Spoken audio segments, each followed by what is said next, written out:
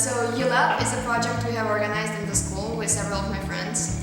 And what we do in ULAB is that we're going to primary schools and we're teaching kids in grades 5 and 6 natural sciences. It's basically biology, chemistry and physics. But what we're doing is that we're teaching sciences in a very interesting, entertaining way to make kids more interested in them and not think that science is boring. ULAB for me is a matchstick that creates sparks of passion for sciences, especially for the kids. And hopefully this spark will become a flame and it will catch on with the children over time. We not only want to spark their science interest, which we already did, but also we want them to experience what it feels like to be a real scientist. My name is Elena, I'm from Georgia and I'm founder of ULAB. I'm Jia and I'm from Suzhou, China. I'm Zhi Xing and I'm from Myanmar. The final objective of ULAB is to show kids that science can be very interesting and not boring at all. Back in my school, primary school in Myanmar, we do not have any labs or anything other than classrooms. And I really hated walking into science classroom because I really feel like it's really boring to sit in a class and study behind a desk.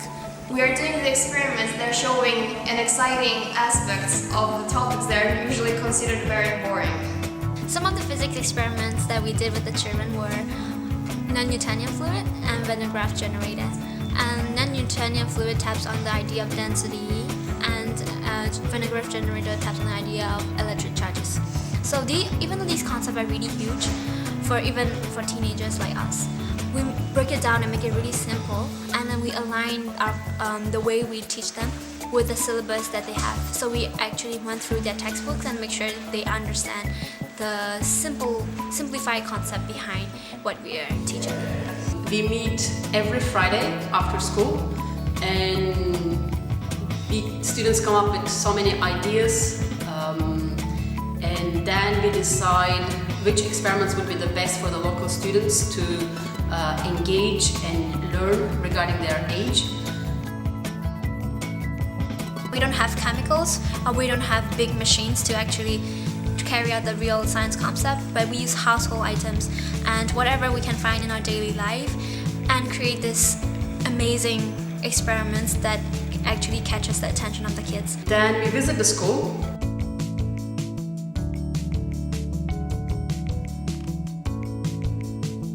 And we have students who are explaining how the experiment should be done and giving background information.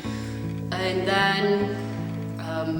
then we let students do the experiment themselves, where the local students ask questions and they are engaged with the experiments.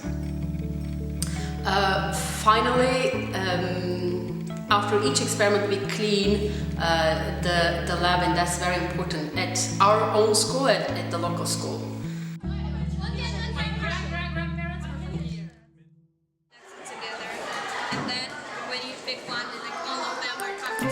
One of the difficulties that I faced personally was the language barrier and being in a country where I can't speak the language, which is China.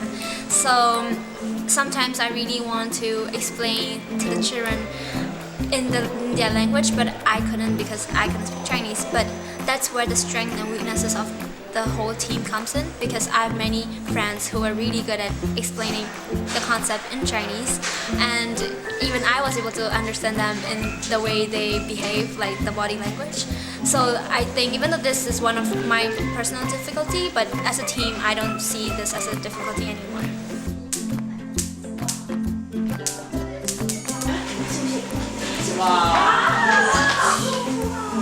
After spending 1 hour with them, it fills me with a positive energy for the rest of the day. When we created that sparks between the two the generators, the kids just started saying "wow," and then they just like went back.